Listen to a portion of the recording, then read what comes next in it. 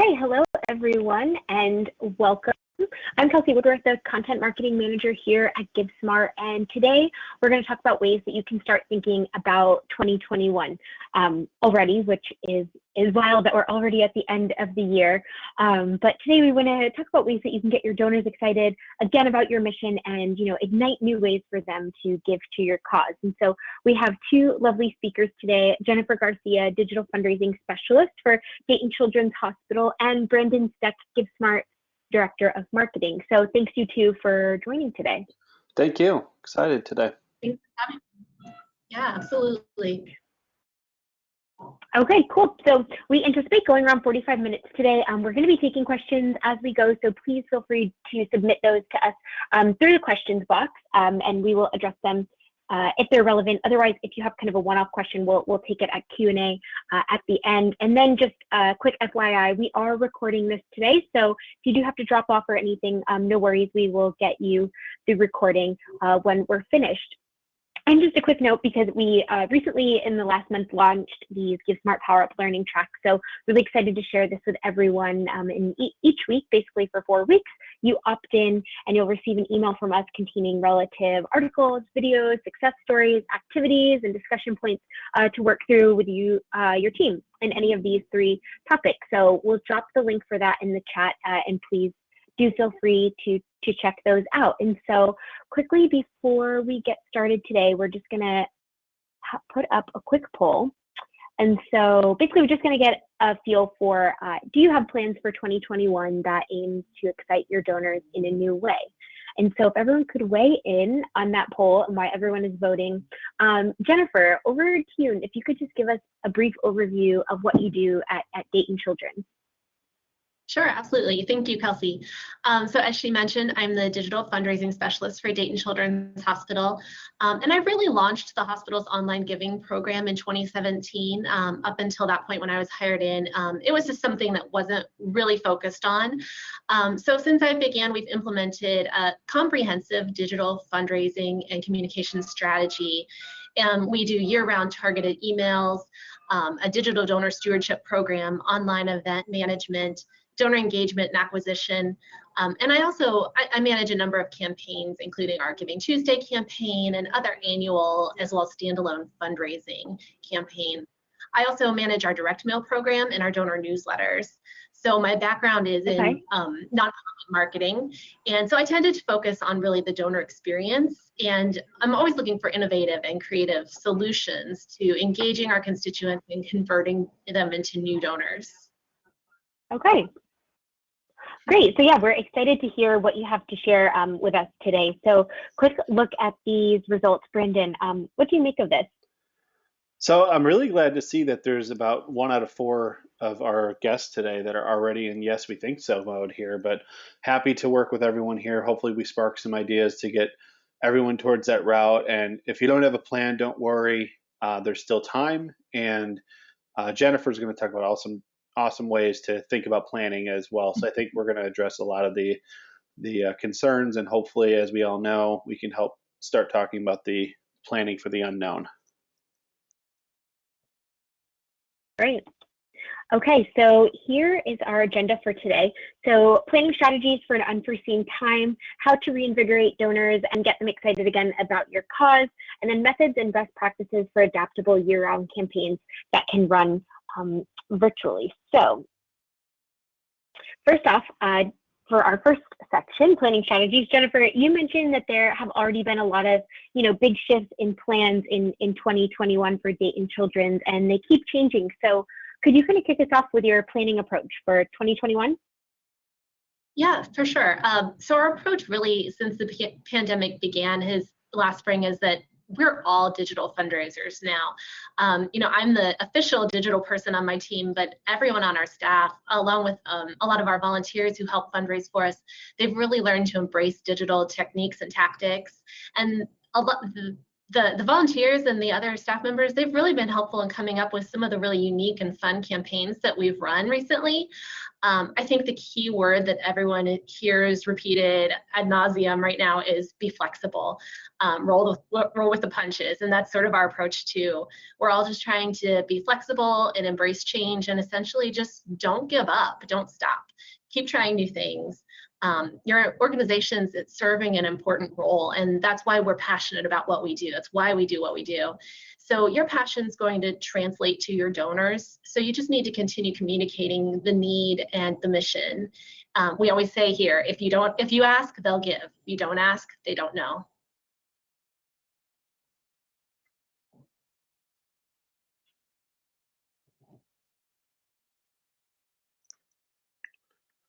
And to kind of pick up on that, there's different ways to look at your planning as well. So there's fixed and disposable kind of options here. And when you look at fixed options, they're quarterly, they're sponsorship events, they're different things that you can count on every year, every quarter. You're doing those different things. And when you look at your fundraising elements, oftentimes you may know that every year we're going to run a silent auction, but there's just there's some other things that some would call disposable, or things that you could do, you couldn't do, but if you do them, they can make up the difference. So for example, we have an organization that does a quarterly discussion with their CTO, and that's a guaranteed thing. They know they're going to do it. It's fixed in their schedule, and they added a disposable element that was more of a raffle component that allowed them to add a little fundraising to that, give away something that was sitting in the closet, and kind of a nice thing to add there.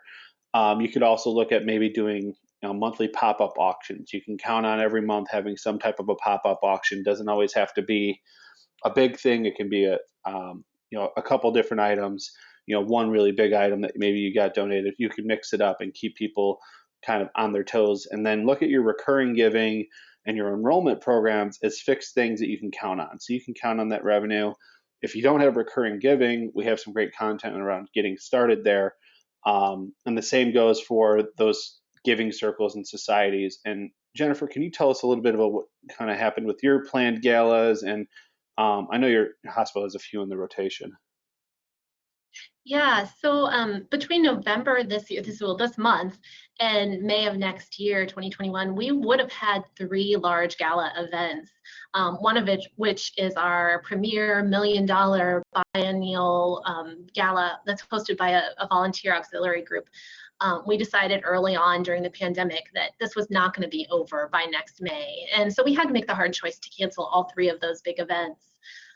The teams that hosted each of them had sort of mixed reactions. One group that would have had their event this month decided not to do anything in place of it. They just didn't feel like they had the time to do something worthwhile and high quality, and they decided to just wait it out. Another team that would be holding an event in this coming winter, they decided to do a letter writing campaign and worked with their volunteer board to send out a direct appeal asking people who would have attended to instead donate the cost of their ticket. And then for that big $1 million gala, our volunteer group is just going all out in shifting to virtual fundraising. They're hosting an online Christmas music bingo raffle.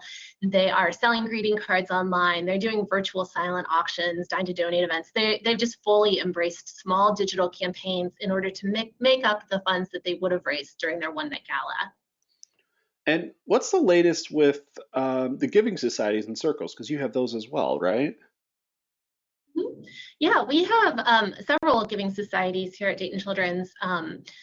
One for our major donors, one for our planned gift donors, and then one for our annual giving donors. So in fact, we're in the process of revamping our annual giving society and renaming it. We surveyed our donors over the last few years, and we found out that they weren't really connecting with that existing society. Many of them didn't even know they were in it. So we decided to really give it a facelift, and we're relaunching in January. We're going to include a new name and a new logo, and really launch that through our direct mail and then our newsletter program and on our website. So we're hoping that really making a big splash about this new name will re-excite people and make them feel more involved and more stewarded. I really wanted to point out that the survey was the driving element in making that decision. We kind of had a feeling that people weren't really interested in that giving society, but we needed the data to confirm it. So that survey did exactly that. And I cannot recommend highly enough surveying your donors. We learned so much, and we were able to use that information very strategically to improve our communications. As a data nerd, I love that. But moving on to our evergreen content here, and I think this is one of my favorite pictures we've had on the slide because it makes me feel very serene. But we're going to talk about evergreen content a little bit, what that is, and kind of how you can use that to really keep the planning process going and keep things engaging. Evergreen content is something that really doesn't tie itself to a specific time frame. It's not, for instance, if we put out a blog post about a recent finding and research, it's tied to a specific date or something that's hard to use over time. It's more something that can be used forever, or not tying it to your gala. So for instance, if you do a video, a testimonial from sponsors, instead of asking them why they sponsored that specific gala or that specific campaign, it's asking them why you sponsor our organization, why you support our organization. It allows you to use that content in a more evergreen manner and over time. So think about ways that you can compile content over time that are impact stories, or videos, or just even when you look at blog posts and content for your website, and find ways that you can use that over time and plan that. So think about each quarter, what content are you going to use that really resonates over time, and keep that in your funnel of different pieces that you can share with donors as reminders. Those testimonial videos and those impact stories really can communicate over time, rather than just a one-time thing, if you obviously keep them to be more of an evergreen style. This is something that you can use multiple times, and I'm going to toss it over to Jennifer here to kind of continue on. Yeah, 100% agree. Really staying connected with your donors and your community. For us, it comes down to storytelling. This is something I'm really passionate about, and I talk about all the time, is storytelling. Again, going back to that survey, when we asked donors what they wanted to hear from us, they told us, and we never would have been able to guess. So it was important that we asked. But our donors wanted to hear about the kids that we help. That's it. They don't want to know about our building projects or our awesome technology or our staff. Those are all important things, but what they want to know is how their gift helped a child. So that's what we talk about all the time. We tell stories about specific patients, and we share beautiful photos of those kids and their families. And we tell our donors, this is because of you. Your gift made it possible for this child to have, life-changing surgery that they needed, or whatever the case may be. Sometimes there are specific items that we may need to fundraise for, and we can definitely share that need for a specific item, but we always want to try to connect it back with who is benefiting from it. So just one example is when COVID first hit, we're a hospital. We desperately needed help getting face masks for our caregivers and our patients. So we figured out the cost for face masks for 1 month, one employee for 1 month was $15. That was a super easy amount to ask for. $15 is not a hardship for most people. But we made that direct connection that just for $15, you can provide this essential item to keep a caregiver safe. And we showed photos of the caregivers in their masks during their COVID screenings in the hospital. It was super impactful, and it had a great response. Yeah, we have a really great example coming up in this next section here that kind of fits really well there with Girls on the Run. So I'm excited to keep talking about this here. Yeah, and so what we wanted to share here from them is, Girls on the Run told us is that the most inspirational people are the ones that you serve. So just like Jennifer said, with their caregivers and their patients, that for them is the most where they find the inspiration. And for Girls on the Run, it's the girls that participate in their programs and their coaches. So yeah, Brendan, over to you on what drives what they do and how they keep the excitement alive for their donors. For sure. So we've been talking with Amy Spear from Girls on the Run in Piedmont area, and she said to us, our community is the girls and coaches. The most inspirational people are the ones you serve. So think about how can they be your champions? And there's a few different ways to also just kind of reinvigorate your donors, and some of the things that they've done over the last few months have really kind of resonated. I love the mission message on here of Girls on the Run is not canceled. This was in the fall they put this up, and it's a great reminder that, regardless of what's going on in the world, your mission is still um, pertinent. Your mission still has to be supported, and there's different ways you can kind of pivot at times when things are changing, like we're seeing now. One of the things they did is they set up an online store. So they partnered with a local artist or a small business who was struggling, and they promoted each other. So they offered gift cards and different things for these local institutions, selling some of the artwork for the local artists, and were able to kind of promote them and co-promote their mission alongside that. Um, Setting up incentives. So what's left over from your auction? Maybe what's been sitting in the closet. The first 50 people can enter to win a blank, whatever that is. Maybe it's an autographed item that didn't sell. Maybe it's a gift card that has some value. To support a local organization, or maybe you can pick up a couple things that are just maybe not big enough for a big auction, or you have only 5 things and you need more than that. Think about different ways you can do kind of an incentive to get people to give a little bit and allow them to have a chance to win something. And obviously, being that that's also a raffle, but you could also do a different kind of game of chance where it's a gift card wall or something like that. If you have 50 gift cards that you want to use, and each person has a chance of getting the $100 one. Different things you can do there just to kind of get them revitalized and excited about your cause without asking for that big donation. And it's something different maybe you haven't done before. One of the fun things that we've been seeing more and more is voting competitions. And we've talked about these, I feel like, a lot lately, but really I'm excited about what some of the organizations are doing. And for Girls on the Run, their audience is their board and their donors. But their community are the girls, the parents, the coaches that are in their program. So they actually engage them with a dance competition virtually. And, what they were able to do is put together a little show that each of them competed, and each vote was $1. I believe it was $1 for their campaign.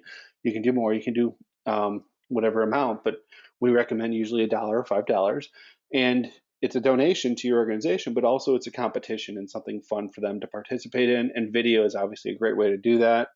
And that's what's nice about being able to do all these things virtually, is you can still connect with the donors and keep that close connection to your cause, which I know resonates for you, Jennifer, quite a bit. Yeah, absolutely. This is just so timely for us because right now, like literally as we speak, we're hosting our annual Radiothon, which is a 3-day-long event where we have an amazing local radio partner who broadcasts live. In normal years, they would be broadcasting live from our hospital lobby, but this year it's a little bit different. They're back in their studio and we're doing a lot of Zoom interviews, but it's been going on for more than 20 years. Like you mentioned, developing those community partners with other organizations that you can give and take. This radio station has just been an amazing partner. And they've helped us develop a lot of incentives thanks to their radio hosts who personally know big musical artists like Garth Brooks and Taylor Swift. We're able to offer some amazing incentives. This is definitely something that's evolved over 20 years. So it's not like you can just jump right in and have a Garth Brooks incentive for your Radiothon, but with that developing partnership and that trust that we've built between each other, that's just an amazing opportunity for us every year. But also our Radiothon donors are just incredibly loyal. They tune in every year because they love hearing the mission. They love being able to hear directly from the kids who are interviewed on air, telling their own stories. And if possible, I always say, let the people who you're helping tell their own story. It's way more impactful to hear someone else say, Dayton Children saved my life, than it is for us to say, we saved somebody's life. Yeah, just to add to that, look at obviously your donor base and your supporters, your volunteers, and different ways that they can support your organization and really get to know them. And Jennifer said it earlier, surveying your donors and just asking the questions or doing the research is going to be so valuable. You have the time right now, especially with the holiday season, to maybe spend a little extra time researching a few extra donors that are maybe been giving a little bit each year, they haven't increased their donation, and find out maybe they have another way they can volunteer or provide some type of additional additional resource that isn't financial but more of an in-kind thing, or they can help you get auction items, invite them to join your committee. It's a great opportunity to expand your committee with people that maybe aren't able to donate but have the willingness and ability to go out and help you grow. And I'll toss it back to Jennifer because I want to hear a little bit more about the Women's Board and Twigs and all the things they're doing. Yeah, we're incredibly fortunate here. As a hospital, we have a lot of volunteers and a lot of members of the community who do want to get involved in various capacities. So we have 2 different auxiliary boards who help fundraise for us year round. We have our hospital volunteers who help out within the hospital, and we have our social media ambassadors. These are all folks who are connected to us in a very special way. A lot of them have had a personal experience, whether it was their child who was helped by the hospital or themselves as a child.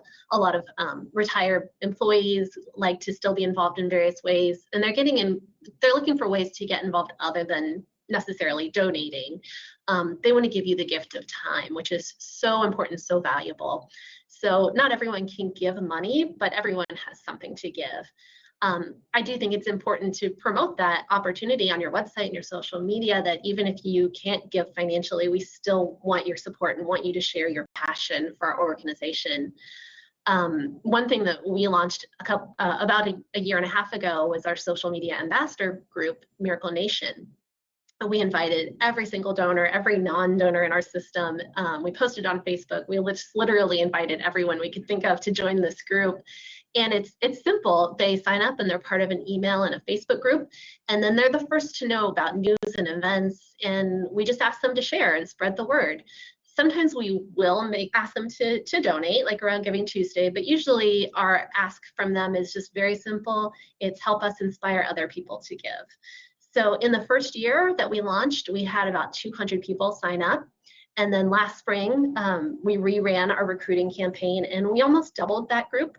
So now we have close to 400 of these highly engaged social media influencers who are also super engaged and increasingly likely to become donors if they're not already. So if you have a need identified, like you need help sharing your message like we did, or maybe something specific like we need legal help or we need boots on the ground, I say don't be afraid to ask. If someone is engaged with your brand already, they're likely to love and appreciate what you do and want to help. So I know personally, I've volunteered with our local Humane Society and helped with their newsletter writing and editing when they needed help and didn't have resources to hire someone, just because it's something that I'm good at, and I was happy to volunteer my skills to help an organization I love. That's so great. And obviously in 2 weeks is Giving Tuesday, less than 2 weeks now, I guess. Jennifer, can you tell us a little bit about how you guys are kind of spinning a campaign? Because I know at first it wasn't something you were looking to be as excited about, but now it's kind of changed, right? Well, we have been involved with Giving Tuesday ever since it launched in 2012, way before I was with Dayton Children's. And right off the bat, it has always been a peer-to-peer fundraising opportunity for us here at the hospital. It's sort of the ultimate volunteer job, is asking somebody to be a peer-to-peer fundraiser, because they're using their skills and their resources to help you, but also getting people to make a donation. So not that it wasn't something that we were excited to do, but it has been an evolution in getting people involved at that level. It's a big ask to ask somebody to fundraise for you. But we've really taken off in the last few years, and a lot of these volunteer fundraisers, we call them champions, have come up with really cool ideas. they have done everything from saying, you know, if I raise $1,000, I will kiss a pig on Facebook Live. Or one of our champions said she would face her ultimate fear and hold a snake on Facebook Live if she reached her fundraising goal. And they're doing it. They actually have met their goals, so they are going to have to be held to those promises. But I think that essentially they get to make the event their own. They get to share their own story about why they're passionate, and they have fun while they're doing something good. We were also very fortunate for Giving Tuesday that we have a local sponsor who has done a matching gift for us. So that really inspires people even more to give when they know that their gift goes twice as far. That's amazing. And I love the incentive style that they're using there. And I don't know if you guys pushed that out as an idea to them, but they came up with it on their own. But that's such a great way to kind of get people excited. It's kind of like the old school sales incentive. If you guys hit this number, you're going to get some kind of award from the boss, or the boss will wear a dress to the office kind of thing, which is really good. And, another way to kind of incentivize people, or even just provide kind of some exclusivity is, exclusive opportunities where it's a personal call from a CEO, or if you have a celebrity affiliate, a beneficiary, maybe someone who's been helped by your cause, a constituent, where someone gives a certain amount, or joins your society, or joins a group, or even becomes a peer-to-peer campaign champion and hits their goal, they get one of these exclusive opportunities. It can be like I said, personal call, or even like some type of a personalized message that you can get, like Cameo, if you're familiar with that, where it's a celebrity or organization's celebrity. So it's your CEO, it's your constituents, and that gives them a kind of an exclusive opportunity there. And then access to something like from a partner. So say you have a sponsor who has a really cool venue or restaurant that can do a small exclusive event. Certainly see if you can open that up to a small group of people who hit a certain number, do a certain thing. And then even at the minimal, maybe it's just being entered into a raffle. The more times you get a donation of this amount as a champion for our cause, we will enter you into the raffle to win X. Or every time you raise $100, we'll send you one of our sweatshirts or something to that extent for you to give to one of your donors. Something like that. I just participated as a champion of an organization, and I got a t-shirt out of it. Something small, simple, but it was a nice thank you piece, and it kind of was exclusive for me as a champion that I'd have access to. Yeah, if I can just jump in, one of the incentives that has done the best for us for Giving Tuesday is the fundraiser, the individual fundraiser who raises the most actually gets an additional $1,000 added onto the total that will go toward the fund of their choice. And that's provided by our matching gift sponsor as well. So say if you raise $1,500 toward pediatric oncology and you are the highest fundraiser, our sponsor gives them an additional $1,000 to go toward pediatric oncology. So that has really inspired people to work hard to fundraise as well. And what's great is if you're using a platform that allows you to text, you can communicate those out as you go. Congratulations to Jennifer for hitting your peer-to-peer goal. You're getting a T-shirt. Hope everyone is participating. You can do different things like that to get people kind of enticed to participate or come back and make one more donation. As we know, the donors are not giving one time. Often in a year, they're giving 4 to 10 times throughout the year. So reminding them and using text message and that direct approach, taking them back to the campaign page or a donation page, or even if it's a raffle that you're running, is a great reminder. And that's almost an incentive methodology as well, of just getting that direct communication. I know, Jennifer, with you guys using the platform, you guys do a lot of that stuff too. For sure, yeah.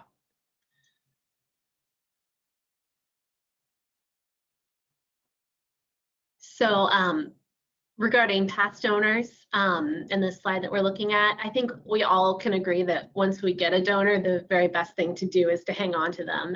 And that's why stewardship's so important. But of course, there will always be a percentage who give once, and for one reason or another, they don't give again or go for years without giving again. So there are a couple of things we do to try to reacquire lapsed donors. One is creating email variants, targeting them directly, and using language like, quote unquote, we know you're passionate about supporting our mission because of your generosity in the past. Won't you give again today to help us continue our important work? And if they're engaged enough to open your email, they might be inspired to give. Another way is through our direct mail program. For us, once a donor's lapsed 7 years without a gift, we put them back into an acquisition pool, meaning we treat them as someone who hasn't given. And if they do give and we receive a gift from them and they're an acquired new donor, we treat them like a new donor. We send them a welcome packet or a welcome email series, and we take that opportunity to reintroduce them to Dayton Children's. For impact reports, just full disclosure, I'm new to doing impact reports. But I do know that they tie in so well with donor stewardship and communication, which we've talked about already. I'll lean on you, Brandon, if you want to add more about them. But I will say that I'm excited. We're launching our digital impact report in 2021. When I say digital, it's referring both to digital gifts as well as that it will be delivered by email. So looking at the impact of our donors who gave online and over the previous year, and then communicating back to them in the method that they've chosen to be involved with us. To me, a digital report is going to look different than a traditional impact report. Our major gift team does an amazing job putting together a beautiful printed booklet with stories and photos and statistics. But for our online donors, they're very likely receiving this report on their phone and looking at it on their phone and their email. So it really has to be shorter, more compact, easy to digest, and retaining enough to keep their attention. So it'll be focused on infographics, images, photos, and very short tidbits of data for us. Are you guys using any video at all in the digital? We haven't decided yet, to be honest. I was just curious. I mean, that wasn't scripted. That just kind of came out of my random brain. But with the impact reports, I think what you're pointing out is also the opportunities. You have the opportunity to use more of the design elements, the infographics, and be more succinct on maybe content and more focus on the impact. We do have a study, a research study out there that we recently did, asking donors what, after making a donation, what is one of the most important things you want to receive? And, some said thank you, some said some other things, but really the number one thing, for regardless of how old the donor was or what gender the donor was getting that impact report. And a digital one is easier to deliver. It's also going to reach a new, younger donor that's maybe oftentimes the one that doesn't open their mail very frequently. So it's great that you guys are giving that test, and it's great to see if we'll be able to get some data back on how that worked and what kind of response you got. Yeah, I'll definitely let you know what happens when we send it. I mean, one of the things that obviously is great is that you're trying things and you're continuing to communicate. And I think that's one of the big things we're trying to get across is you're keeping people aware of what's going on, because there's a flood of information about other things out there. One thing that we just are going to quickly mention is the in lieu of gifts, which often references for a birthday party, anniversary, some type of holiday party. Instead of giving us a wedding gift, maybe make a donation on our behalf to an organization. Jennifer, I know you guys do something similar to this, but this is a great way, like setting up a campaign just for someone to have their own champion page. And for you can use your own logos and all those different things. Have it formatted where they can just say, okay, for my birthday, I'm going to do this. Here's my birthday page for Dayton Children's. And I can just text this to all my friends and they can go give.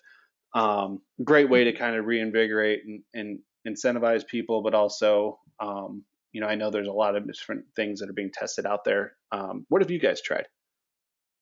Yeah, we've tried a couple of different things, but really what's worked best for us is a pledge to share your birthday campaign, where we used email and social media and asked people to just take a pledge. So really just going on to this custom built website or web page that we created and just signing up and saying, I pledge that for my birthday, I will create a Facebook fundraiser for Dayton Children's. And so then we were able to capture their information and their email address and then follow up with them again the month before their birthday and say, hey, you remember when you pledged us on your birthday? We know your birthday is coming up. Here's a reminder, and here's a link to click to set up your Facebook fundraiser. And that worked really well for us.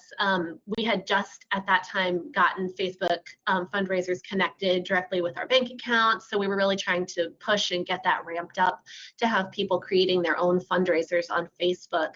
It worked really well for us, better than setting up sort of a freestanding do-it-yourself donation form. We've offered that in the past, and it was just a little bit too labor intensive. We found that Facebook is just so quick and easy and intuitive that people are more likely to do a birthday fundraiser that way.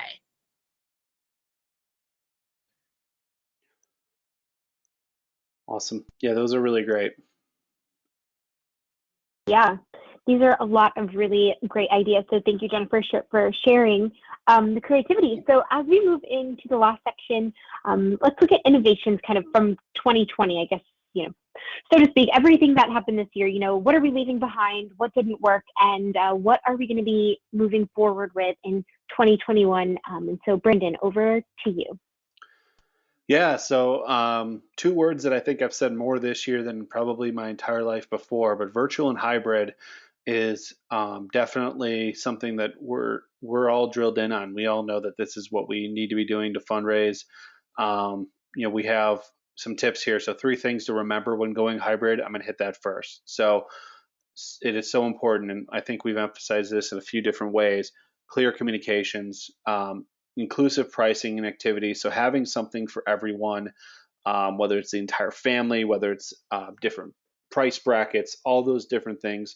Think about ways to incorporate everyone, because it's not just the donor sitting in the room oftentimes when it's a virtual event. And you also need to factor in that someone who's hybrid, who's maybe in the room, has a different impression than someone who's on virtual. So you need to incorporate that, and that leads into cohesive messaging.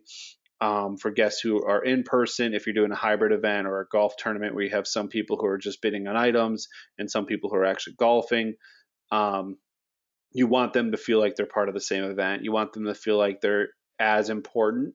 And sometimes you get more out of someone who gets that extra push. You spend a little bit more time on the people who are virtual because they have a little bit different of an attention span. They have a shorter attention span, maybe.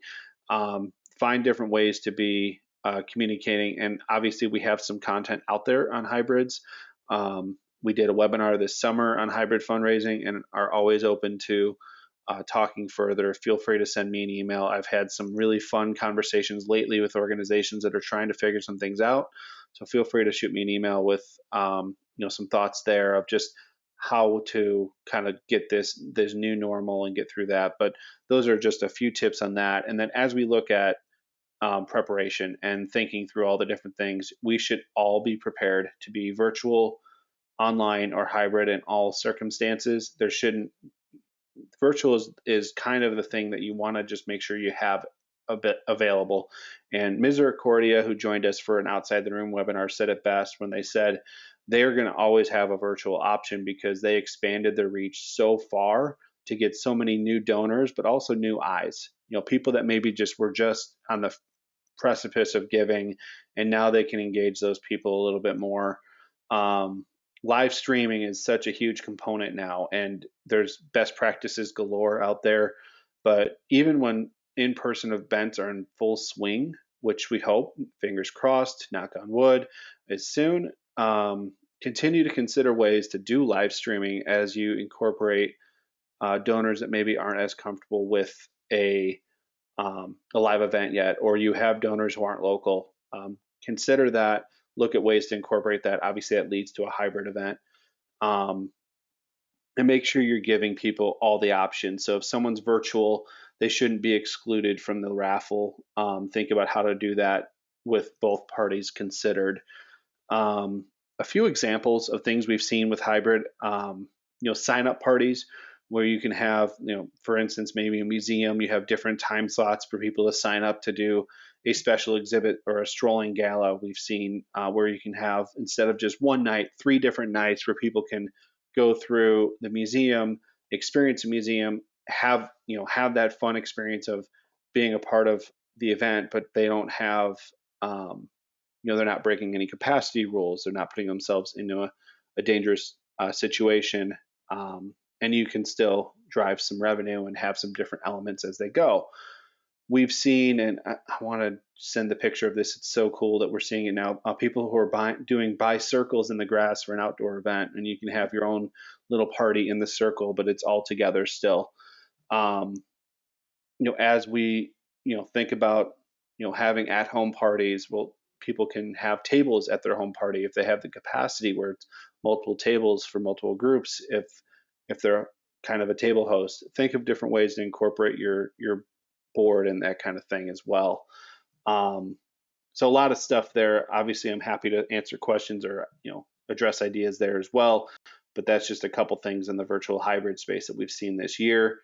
And then moving on, we can move things outside as well. Not in Chicago right now. It's a little cold for us, but still, there's different things that you can do, even just drive-in style. So a drive-in movie, a drive-in tailgate, to watch a big football game or something like that. When you're doing something like that, be very clear on the guidelines. Make sure you communicate that. We very highly recommend having that communication on your homepage, easily accessible when they're buying the tickets, so they know this is what the expectation is going to be. Jennifer, I'll toss over to you on some of the things that you guys have been doing with the holiday season. Yeah, so one of our premier holiday events that we have been hosting for over 50 years, it's called the Sugar Plum Festival of Trees. And this is a huge event that's hosted by our Twig Auxiliary. The Twigs are the Terrific Women in Giving. And it's a group of about 250 amazing women, most of them retirees. When I first started working for Dayton Children's, one of my first tasks was to convince the Twigs to move their Sugar Plum silent auction from offline, 100% on paper, to digital. And they, at first, were pretty resistant. They were not thrilled about embracing digital to do their auction that they had been doing for 50 years very successfully offline. But once we did move it into GiveSmart and they saw how fun it is to compete over the bidding, and they were exchanging text messages and trying to beat their neighbor to get that Christmas tree, they really did start to see the value and embrace it. But with the Sugar Plum Festival, traditionally it's been a 3-day-long event in a big conference center, and they would host dinners and breakfast with Santa and just go all out. And obviously all of that this year can't happen. We can't have a gala event in a conference center with 300 people. So they got super creative, and I'm so proud of them. Some of the Twigs used their connections in the local community and were able to find storefront windows of empty windows in shopping centers, where they were able to put up their Christmas tree displays and all of their auction items and create really a beautiful windowscape. And then they put up signage communicating how to bid online and participate in our auction. So we ran that all last week. It just wrapped up Sunday night. And we really didn't know what to expect from a results standpoint. It was so different than it had ever been in the past. But we were very pleased that we brought in almost as much money through the auction as we had the previous year. And considering the fact that we didn't have all the huge expenses of a conference center and catering, we really are very, very excited with the results of that almost purely online auction. It's amazing. And then I know you guys also had a digital campaign around your golf tournament. Is that right? Yeah, so we did make the decision. Our golf outing was in August, and we did make the decision to go ahead and have the outing. We're here in Ohio, and at that point, and I believe still, golf was considered something that is safe and acceptable to hold as long as you're taking proper precautions. So we went through a lot of steps to make sure that we could hold a safe and responsible golf outing. Everyone was masked, everyone was socially distanced, and really having the digital element allowed us to be able to do that and have the actual golf outing still, because all of our silent auction items were online. We were able to do registration and check-in using our iPads and changing from having registration up at the front door of the golf club to having car side registration, which is the image that you see here. That's actually one of our Twig volunteers standing there checking in one of our golfers and using her tablet and GiveSmart to check them in while still being safe and socially distanced. That was actually such a great change that we decided we're going to keep that car side registration. The golfers loved it. It had such a customer service element where we came straight to them instead of making them stand in line and wait to check in. And we loved it too because it was smoother and more efficient, and it just worked so well that that's something we're going to keep long term no matter what the golf outing looks like next year. Another thing that we changed up this year with our golf outing was typically we would have patients come and go out to the golf course and meet and greet with golfers. This year, obviously, we decided that that was not in the best interest of our patients to have them come out to a public event. Even with our safety precautions, we just wanted to make sure that our patients were the first priority and not any no risk that they would, come in contact with a COVID. So we did some filming ahead of time with our kids, and we put them in front of a green screen, and we added a golf course image behind them. So we created that illusion that they're right there with you. We had them talk about themselves. They talked about some key numbers, like how many kids a year are treated at Dayton Children's. And then they did some fun stuff like, hey, remember to buy a mulligan, you're gonna need it. And we were able to push those videos out to the golf carts. They auto-played based on geography. So when a golfer got to a certain hole, a kid like Brady would pop up on the cart screen and remind them to bid in their silent auction and help kids like him. So it was really fun, really cute. Everyone loved it. Definitely we're going to keep that in the future too, no matter what the golf outing looks like next year. Yeah, those are all, I really love the idea of thinking about, the little kids like on the video, but in the golf cart with them being like, you're going to need the mulligan. I think that's really funny and really sweet. And so to kind of wrap up sort of what we have seen in 2020, Brendan, I know there's some data here that you, as always, would like to talk about.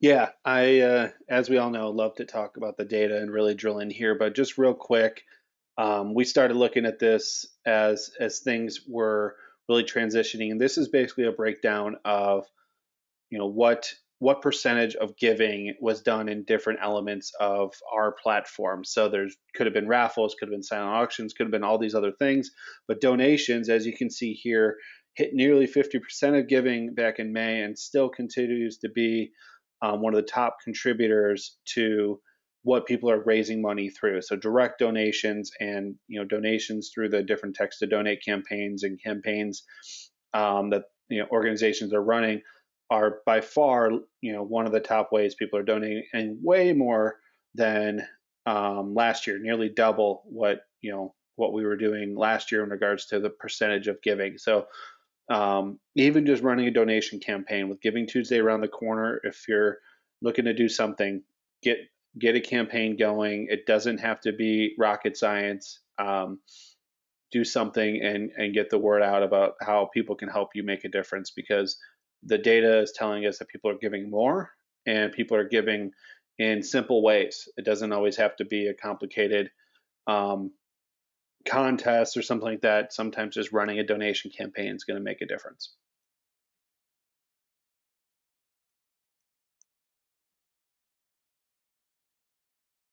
Great, yeah.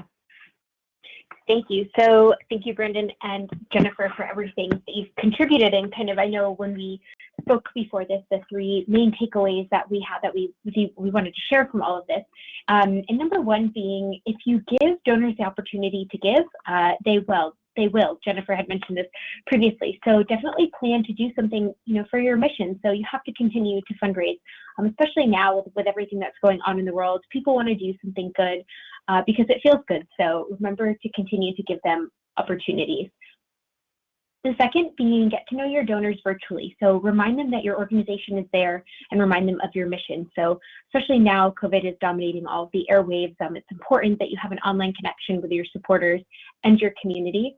And three, be ready for the unknown. So have backups for your backups. And as we had mentioned earlier, the plan A, B, C, D, E, F, G, and make sure that that you're prepared, and you need to be flexible in order to be successful as well. So overall, hopefully we have some brighter lights ahead. And with that, we will jump in to questions. So first one being for Jennifer about surveys. What are some of the questions that you ask on surveys, and what is the survey platform that you use?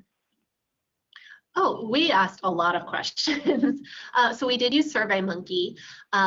We subscribed to just the lowest level account, just so that we would have the capacity to receive a lot of answers. I think with SurveyMonkey, you're limited to something like 100 responses for the free account.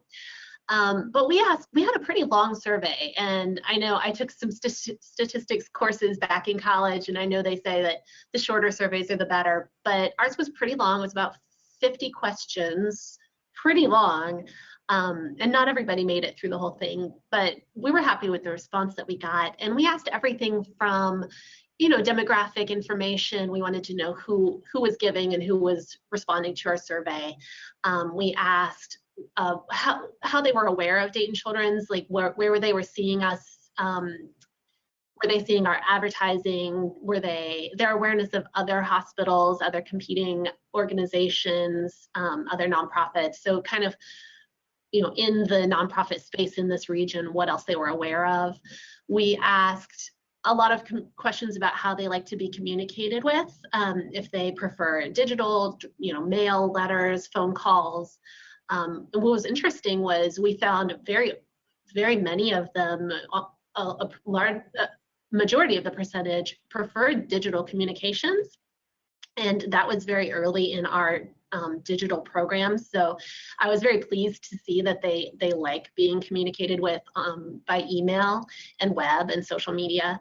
Yeah, it was a wide-ranging survey. If anybody would like to contact me directly, I'd be happy to share a little bit more about that. Yeah, okay, great, thank you. And we can definitely put you in connection with people who might ask. So Brandon, this question is for you. What are effective ways to market the virtual silent auctions other than regular organization databases? Sure. So obviously, if you're trying to expand your reach, you don't want to just continue to tap into just your database.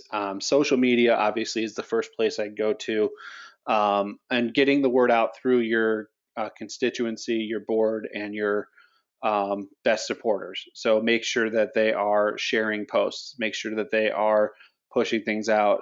If you have specific items that maybe would resonate with a specific type of donor, find groups in your area that are fans of that. So for instance, if maybe it's a gift card to a certain store, see if that store will share it on their page so their followers can find out about that. Look at different ways to communicate through word of mouth as well. Tell your friends method really does work. The organizations that have seen the most success have been heavy on social media and strategically going on there. Jennifer, I don't know if you guys did anything different or want to add to that, but those are the methodologies that we're seeing work right now. Yeah, I would add advertising. We do have a small advertising budget for some of our events, and so we found that Facebook promoted posts worked really well, boosting our posts. We did do a small amount of Facebook advertising, especially for our Sugar Plum Festival, and really targeting people in the area who have interests related to holidays or fundraising or whatever those keywords may be. So I know not everyone has an advertising budget, but if you can, a boosted Facebook post is pretty inexpensive and pretty effective for us. Absolutely. And actually, some of the organizations who did our Outside the Rooms mentioned that they had some success there as well. Ronald McDonald House Charities mentioned that they specifically did Facebook, but also we're seeing some more organizations on LinkedIn, getting traffic from LinkedIn and targeting, friends of type things with their donors and their board. Their board have if your board member has a profile, make sure they're following you and they're sharing your stuff there too, because that's a different network that maybe people aren't seeing as much from competing opportunities. And one other thing is we were, luckily we have some local celebrities, newscasters, radio hosts who are friends of our organization, and they agreed to help share and promote our events as well. So that was a really nice connection that we were able to leverage. Yeah, definitely reach out to the local media. They are looking for positive stories. They all want to share them. So if you have a story that, something coming up, reach out to the local media, not just TV and radio, but the periodicals and the surrounding counties too, not just your county. Yeah, and this question is kind of a bit of a contradiction to what we were just talking about, but for Jennifer, do you have any recommendations for engaging older, less tech-savvy donors? Yeah, I think that goes along a little bit with our Twig Auxiliary. They do tend to be an older generation that at first they were hesitant to embrace digital. What really helped over the past few years is, and this really is when we had in-person events, but where I and other volunteers who are familiar with GiveSmart or whatever the technology may be could physically be there and almost take them by the hand and say, here, I'm happy to help you walk through the steps of placing your bid and checking out, and really showing them one-on-one and talking through how it works. And typically when they've been able to see and kind of have you right there by their side, and even taking their phone out of their hand and saying, oh, all you have to do is click here to get through the security, they've really felt more relaxed and really been more likely to embrace the technology. And just as a suggestion to add to that is maybe setting up just people who are on call on your team. If you have volunteers or someone who'd be willing to take phone calls to walk someone through or make a bid on their behalf, that's kind of the new way to do that virtually is to do that by phone rather than doing a personal shopper method. Yeah, and I even set up just a real quick basic web page with a step-by-step tutorial on how to sign up to be a Giving Tuesday champion on our GiveSmart page. So in all of the invitation emails that I sent out, I also included a link that says click here for detailed instructions on how to participate. So, even if I can't be there with them, taking the step of writing out literally step by step about 20 bullet points of how to do it if they have any trouble at all. So I think that that's been a bit of a help as well. Great. So we have another question for either of you. It says, we have a long-standing in-person auction event every March. We're still trying to determine if we will go 100% virtual or do a hybrid. What are some factors that are leading organizations to do one or the other? Well, I think for us as a hospital, we do feel that we have a responsibility to be a leader in our community in taking safety precautions and being very visible in the fact that we are doing everything possible to be as safe as we can for our patients, our staff, our constituents, our community. So for us, we've probably been more conservative than some other organizations in terms of canceling events or going online. I think that everyone has to really decide for themselves what makes sense and what the pros and cons and risks and benefits are for you to be in person, virtual, or hybrid. Yeah, I think you just need to maybe talk to a handful of donors as well, and it doesn't hurt to ask those that are in the community how they feel or how they would react to that before you made that decision. It's also obviously every state is changing and the rules are changing quite often. So paying attention to that and just making sure you're doing what's best for your constituents, your donors, and you're not endangering people who are trying to support your organization, but still giving them the best experience possible. And I think if you do decide to do an in-person element, just communicate like we did with our golf outing, being very open with your communications and making sure that you are telling people exactly what you're doing to make sure that they are safe and to reassure them that every step, every precaution that can be made, you are making it. Yeah, definitely. Okay, I think we have time for one more question, and that's going to be, so they say, someone wrote in and said, I love the golf outing example. How do you get credit cards on file for golfers so easily Oh my God, so that they can easily bid with carside registration. Taking down contact and credit card information slows down our golf event registration. Yes, it does slow it down. It was very helpful for us to have swipers, which we were able to purchase from GiveSmart. So when you swipe the card, it does automatically populate.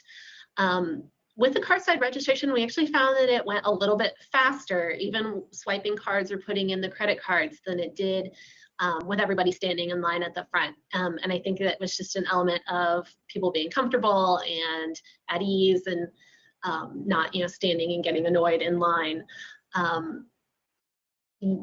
And there are still some people who don't want to swipe their card at registration. They don't think that they're going to buy anything. They don't think they're going to bid on any auction items. And we tell them that's fine, not a problem. There's going to be volunteers around the event. You are welcome to swipe at any time, or enter your card at any time. You can do it yourself by, we have the text to give number posted everywhere. So, we don't put a lot of pressure on them to do it right at registration. If they decide to do it later, that's fine too. Great. Okay, well, thank you so much, Jennifer. I just want to go ahead and let everyone know, if you're still on the call, that we are going to have our final webinar of the year on December 17th. So we're going to talk about the nuances of an online silent auction. We've also launched GiveSmart Community, which we will post a link to as well if you're looking for getting together with other nonprofit leaders who aim to accelerate their fundraising through peer-to-peer examples, industry insights, and relationship building. So again, we'll provide links to this in the follow-up email as well, but that is all, and a massive, massive thank you to Jennifer and Brandon for joining us today. And if you all have 30 seconds after this, please do fill out our survey, because it guides all that we do. And we appreciate you joining us today. Have a great rest of your day. Thanks, everyone. Thank you so much, Kelsey. Thank you, Brandon. Thanks, Jennifer.